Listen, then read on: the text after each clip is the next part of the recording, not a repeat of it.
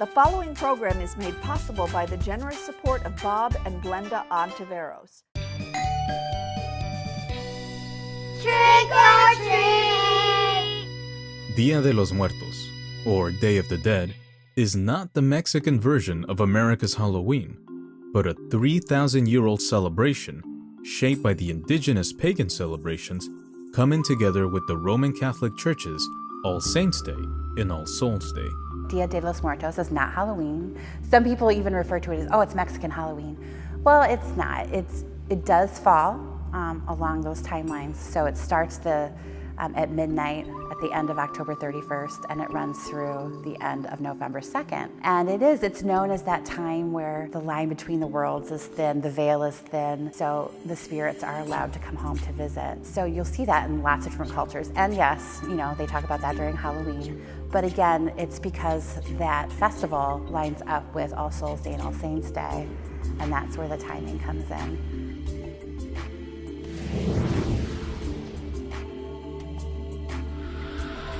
Mesoamerican cultures had similar views towards death, practicing similar ceremonies. To the Nahua, the indigenous peoples of Mexico and El Salvador, death was only the dispersing of the human body, but the soul, considered a divine creation, moved into the afterlife. For the Nahua people, the soul went to Chikunamiclan, known as the land of the dead that was ruled by Mictlantecli, the lord of the dead, and his wife, Mictecacihuatl. The celebration roots began in Aztec, Mayan, and Toltec cultures. In Aztec mythology, Mictecacihuatl, known as the Queen of Mictlan, or Queen of the Underworld, her role was to keep watch over the bones of those who had died. In artwork, she is often pictured with her mouth open, symbolizing her ability to swallow the stars and brighten the day. I like to think of the origins of Dia de los Muertos, or Day of the Dead, as being this cultural mashup. So think back to the days of the Aztecs and the indigenous peoples of Central America, and you've got traditional feast days. You've got a culture that celebrates death and the dead as going on to a better place or a different place, moving on through your life. Death is part of life. And so they had gods and goddesses that were in charge of death, as many cultures do, many mythologies do, whether it's Roman or Greek or Aztec. And so they had feast days. They had feast days that celebrated the Day of the Dead.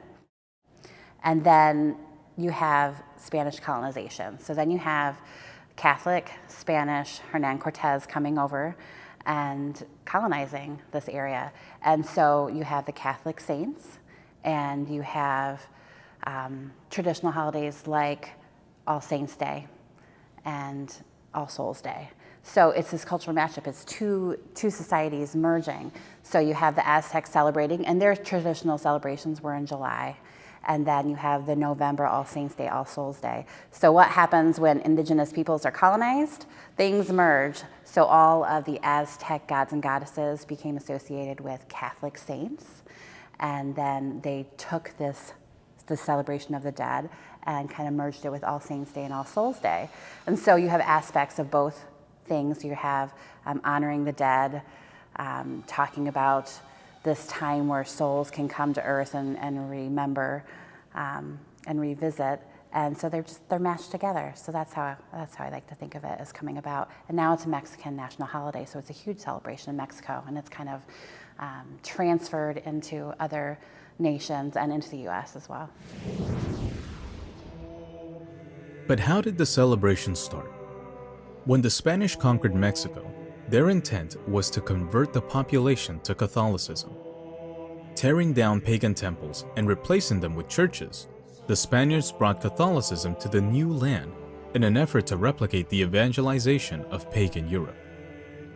Pagan offerings of food and wine honoring the dead during the spring and autumn equinoxes became a part of the new Catholicism. Pope Boniface IV established All Saints' Day, which was celebrated in May to honor saints and martyrs. Then, Pope Gregory III moved the day to November 1st.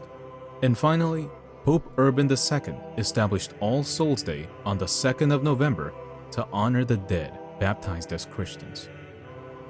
But the Day of the Dead is not an unhappy or sad time. It is a festive time to remember and cherish the memories of those who have gone on before. One of the most iconic images in Day of the Dead celebrations is La Catrina, originally depicting the skeleton of a woman used as part of a political leaflet.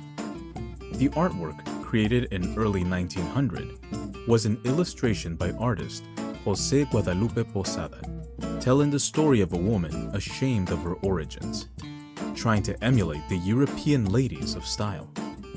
Posada's calaveras became images tied to the Mexican traditions of Dia de los Muertos. The images stand as a social commentary that Mexicans attribute to death itself. Poetry written for the Day of the Dead are known as literary calaveras and are intended to humorously criticize the living while reminding them of their mortality. Literary calaveras became popular during the second half of the 19th century, when drawings critical of important politicians began to be published in the press like those by Posada. They were the beginning of present-day Dia de los Muertos decorations of skulls and skeletons with their grins and ability to portray human activities, and they reflect Mexicans' understanding of death without fear or judgment.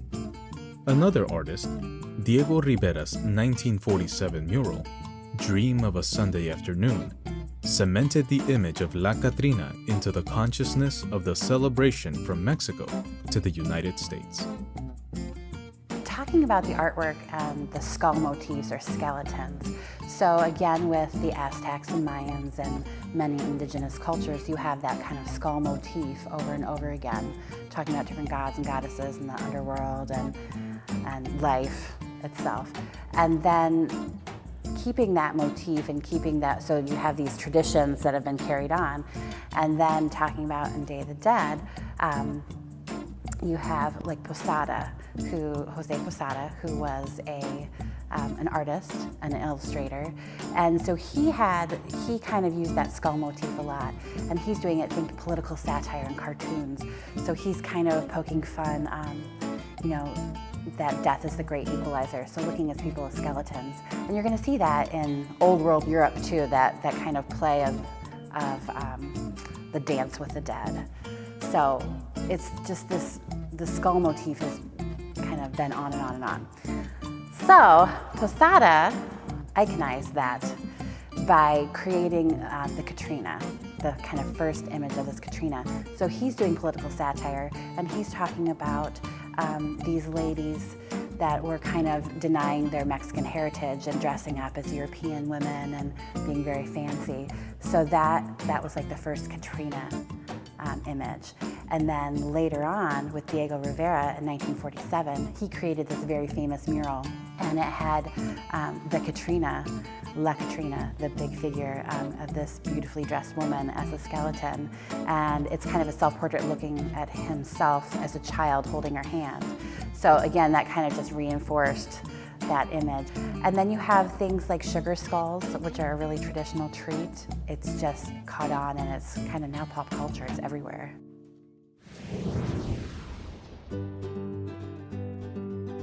Sugar skulls are made using molds filled with a mixture of granulated sugar, water, meringue powder, and the icing made from powdered sugar and food coloring.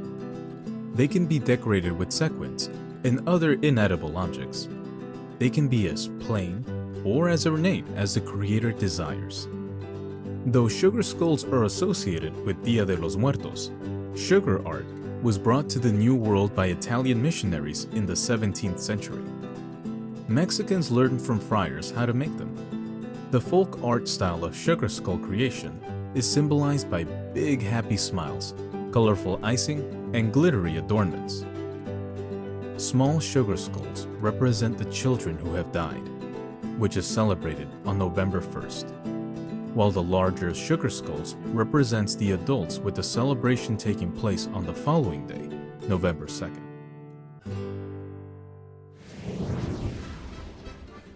Dia de los Muertos has been celebrated in a number of animated films, including Dia de los Muertos by Wu Kazoo,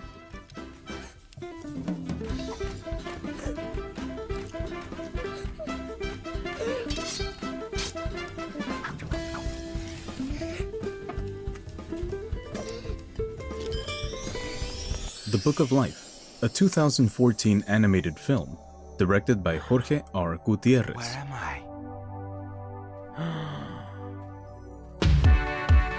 Welcome to the land of the remembered. Don't try to take it all in at once. This is incredible. Epic fiestas every day. All you can eat churros. Welcome to the land of your ancestors. Miguel? We're your family. You're skeletons. And most recently, Coco, an animated feature film from Pixar. These family films are the latest way to tell the story of the celebration of the Mexican holiday of the Day of the Dead and pay respect to Mexican culture. Tradition plays a large part in the celebration of Dia de los Muertos. One of the big important factors in celebrating is traditionally a home altar. And if you don't do it at home, they can be found in businesses and along the streets and in schools and everywhere. But that is the place where you're inviting the souls home to visit. So you save your money up, you go to market, you buy all these things that you need to create the altar, whether decorations or special foods or ingredients that you need. And you go home and you get your family together and you create this altar. And usually the altar is multi-level, so it's representing the underworld, earth, heaven, and you have traditional things on it. So you have pictures, are very important, pictures of your lost loved ones to encourage them. It's like a homing beacon, encourage them to come visit home. Flowers, the marigolds are hugely important. Again, they're called the flower of the dead, and again, they're lighting the way home. In Spanish, the ofrenda, or offering, is set up to remember and honor the deceased. But before the altar is assembled, the house must be cleaned, because a very important visitor is coming. The ofrenda is typically set on a table and covered in a fine white tablecloth, followed by the papel picado. Several levels are set. The top level with saints and the crucifix, and for each deceased relative, a candle is set, lighting their way back.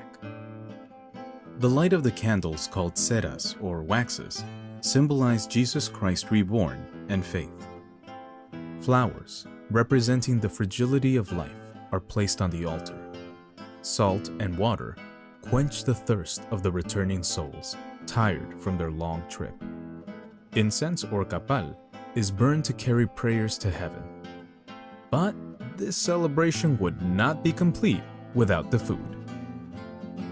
So the families are going to be making all their guarded secret recipes of mole and tamales and pan de muerto and things like that, and they're going to have them all out on the altar again to feed the travelers. But what happens, the food doesn't go to waste, obviously. The souls aren't actually eating it, so all the visiting family and the family themselves partake of that at the end of the celebration. A traditional bread is pan de muerto, or bread of the dead, and it's a small individual like round loaf, and it has a little special quality to it. It's decorated with a cross made of bones. So, and that's just, it's one of those very traditional elements that usually only comes out this time of year.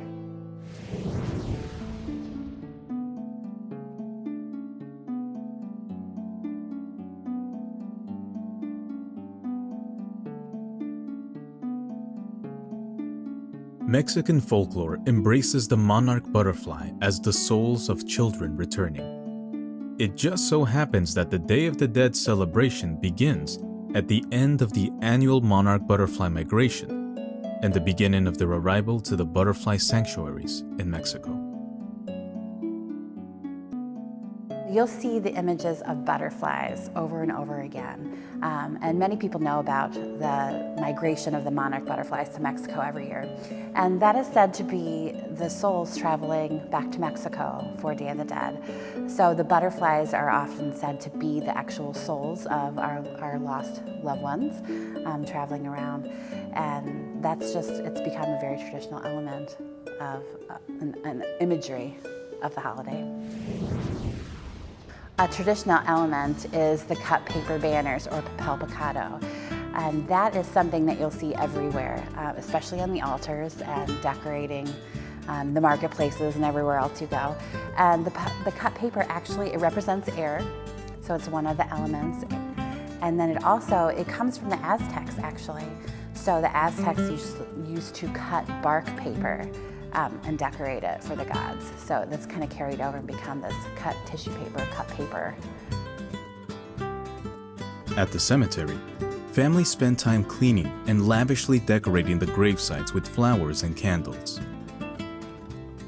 After the returning souls have been greeted at home, families bring picnics to the cemetery and spend the evening visiting, telling stories, singing songs, or playing music during the all-night vigil. And we're talking about the essence of the holiday. So it's a family time, and it's a time to remember the loved one that you have lost.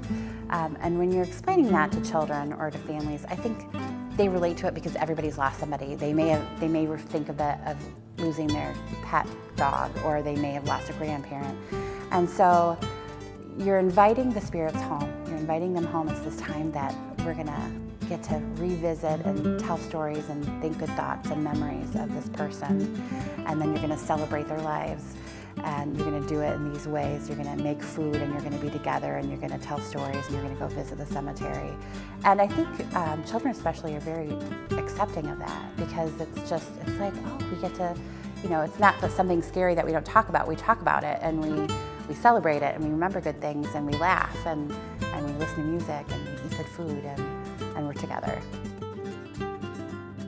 In Death Makes a Holiday, David J. Scull said, "Rather than something to be feared, death is enthusiastically embraced and fully acknowledged as a part of life. As Octavio Paz has noted, the typical Mexican soul chases after it, mocks it, courts it, hugs it, sleeps with it. It is his favorite plaything and his most lasting love." In the end, Dia de los Muertos is a celebration of life and love.